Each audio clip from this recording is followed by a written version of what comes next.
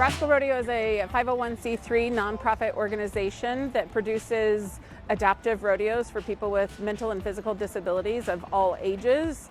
We travel throughout currently 6 different states, producing these events free of charge to anybody with a mental or physical disability. Wave at the crowd. How it got started was I had heard of something other people call the exceptional rodeo, and for my senior project in high school we had to do something, and I thought, well, this is my perfect opportunity to do this, give back to the community and serve those with special needs that have usually been told no and segregated from the community.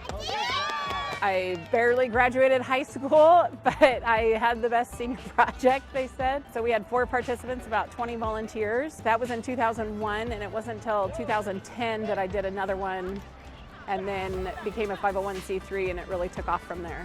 So when she took this project and expanded it beyond her high school senior project, we were ready to go. We have horses. I grew up with horses. I love being around horses and having other people be involved with horses. So it was a natural for me. All right. I think it's incredibly special. I personally have never heard of an event that's like this in any way, especially not in Oregon. Just being on the West Coast, it's a little bit harder to find opportunities like this for this sort of rodeo.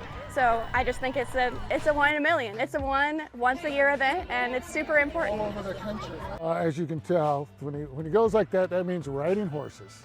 He enjoys riding horses. That is one of his favorite hobbies of all time. He's been horseback riding since he was in elementary school, and he continues to do so. And so it was just a natural that when Aunt Erica brought this event to Molalla, that Drew would be attracted to it because opportunity to ride horses again. Volunteers are priceless, and we depend on thousands of volunteers every year to make these events happen. The events are free of charge to the participants and always will be. And so we depend on sponsors, donations, and volunteers to get the job done.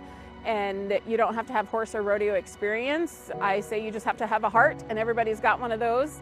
And so there's something for everybody, from writing name tags, handing out t-shirts, bringing your horse for the horse rides. That we really couldn't do this event without him. Oh, it's incredibly rewarding. I woke up this morning and I told myself that yes, this is a little bit further than I would normally go for an hour event, right? But just knowing that I can have that one, even if one kid has a better day here today because of me, it is worth it. So I'm incredibly happy, and I feel really rewarded to be here. Best part of the day for me is seeing all the different people of varying disabilities have an opportunity to enjoy themselves. I mean, it's a fun event, and a lot of local people from Molalla and this whole surrounding area have an opportunity to horseback ride, but also interact with the different activities that Aunt Erica will have set up during the day, and you just see the joy. My 88-year-old dad is here, and he's volunteered at several rodeos, and just seeing other people giving back who don't normally give back in the community, like my dad, I'm sorry to say, but this is something that he wants to come and do.